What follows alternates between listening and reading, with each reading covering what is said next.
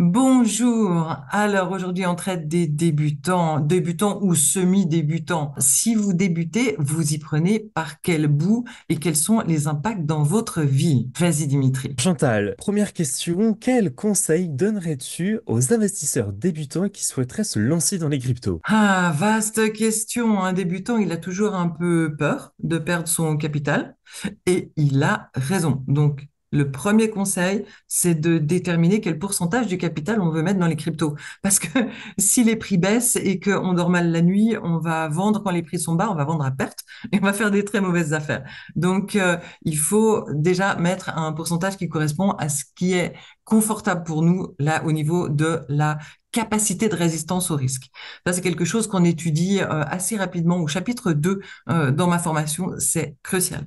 Après, les vrais débutants qui s'intéressent pas du tout à faire un suivi, à s'en occuper et qui n'ont aucune compétence et qui ne veulent pas prendre le temps de s'en occuper. Par exemple, des membres de ma famille qui me disaient qu'est-ce que je fais? Moi, c'est pas du tout mon métier, je veux pas m'en occuper.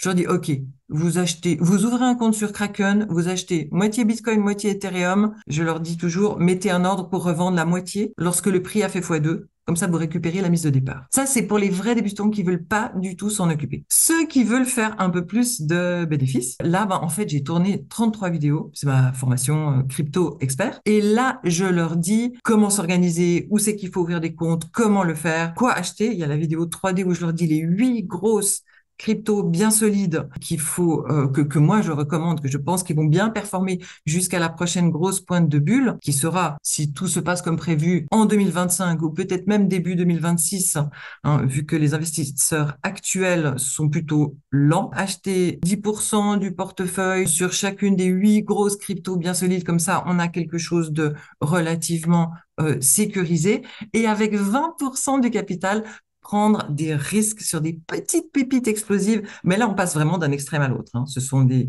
pépites très risquées, mais qui ont des potentiels pour chacune entre x10 et x100. Et je leur indique lesquelles acheter dans la vidéo 3F que je remets à jour environ une fois par mois quand le marché s'y prête, des fois plus, des fois moins. Et donc, du coup, est-ce que c'est vraiment compliqué de faire tout ça? Tu nous as expliqué de Kraken, etc. Dis-nous un petit peu plus. C'est vrai que ça peut sembler assez technique au premier abord, alors que en vérité, c'est pas plus compliqué que de faire un paiement avec votre interface bancaire, chose que vous faites probablement déjà. Simplement, c'est un fonctionnement différent qu'il faut apprendre et on a besoin de règles de sécurité supplémentaires. Donc, je dirais que si vous êtes bien guidé, c'est assez facile, mais évidemment, c'est à réserver à ceux qui font un suivi correct.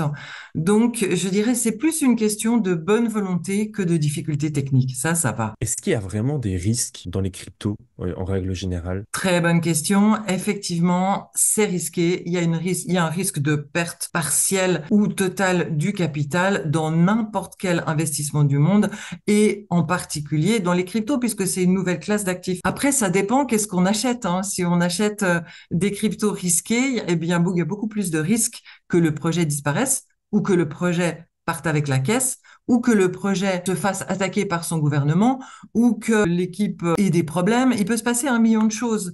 Dans la vie d'un bébé projet, c'est beaucoup plus facile. Dans le monde de la finance traditionnelle, quand on achète une action en bourse, c'est une entreprise déjà solide qui est arrivée en bourse. Tandis que dans le monde de la crypto, on est à un stade bien antérieur, donc c'est beaucoup plus risqué. Par contre, ça permet de l'acheter beaucoup plus bas et de faire des multiples spectaculaires. Alors oui, le risque existe et c'est pour ça que chacun devrait soigneusement étudier sa propre résistance au risque avant de décider quel pourcentage il veut y mettre et quel type de crypto il veut acheter. Pour ça, il faut être bien guidé. Il faut une méthode.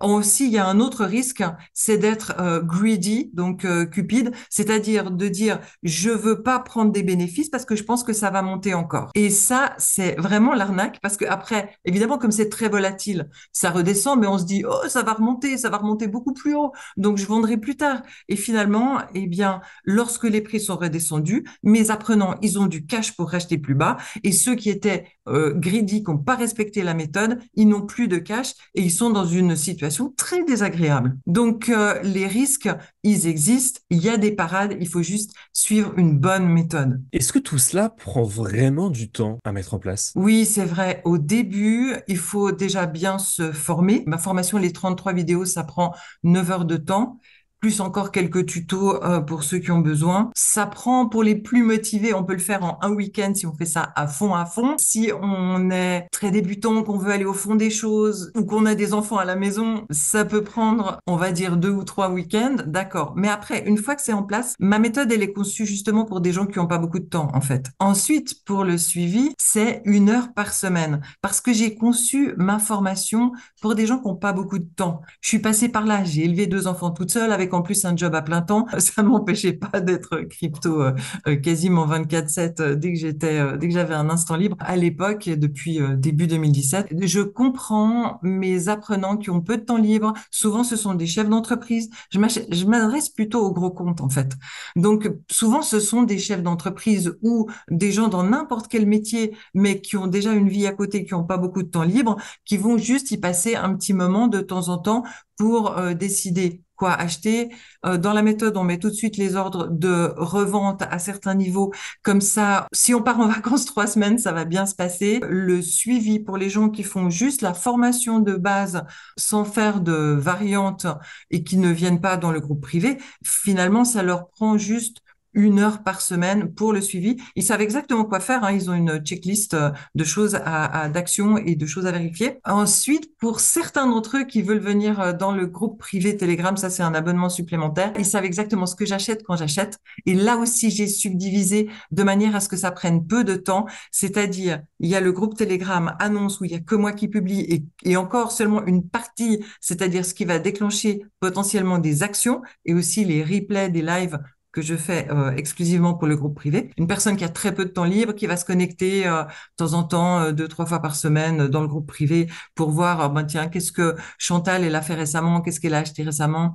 OK, alors ça, c'est déjà bien monté depuis, donc je le prends pas. Ça, ah, le prix est descendu depuis, il est intéressant celui-là. Celui-là, il est sur une plateforme que j'aime bien, qui est facile. OK, alors je vais acheter celui-là et les autres non. OK, il pose ses achats, il pose quelques ordres de vente, il met à jour son journal de trading, il éteint l'ordinateur, ça lui a pris quelques minutes, il est tranquille, il a plus besoin de s'en occuper. Et quelque part, il profite de tout le travail que moi, j'ai fait en amont pour étudier toutes ces cryptos, pour décider lesquels je veux acheter pour mon portefeuille. Il en profite et ça lui prend très, très peu de temps. Parce qu'une de mes missions, c'est de faire gagner du temps à mes apprenants, en plus de les faire monter en compétences. Il y a aussi, évidemment, le logiciel, hein, les scores de Chantal, qui leur montre une vue d'ensemble de n'importe quelle crypto en quelques secondes, qui équivaut à des dizaines d'heures de recherche. Pour n'importe quelle crypto, dans le groupe privé, ils peuvent taper barre oblique le nom de la crypto. Ça leur donne une page avec tous les détails, les scores, les codes couleurs, et ça leur fait gagner tellement de temps. En quelques secondes, ils ont une vue complète qui leur économise des heures et des heures de recherche pour avoir un peu le pouls, la santé de cette crypto-là à un moment précis. C'est en tout cas ce que j'aperçois car je suis aussi client et j'adore ce gain de temps car moi aussi j'ai très peu de temps dans mon travail de disponible et j'adore pouvoir faire ce type de recherche, notamment sur le groupe Telegram. Donc merci à toi Chantal. Avec plaisir.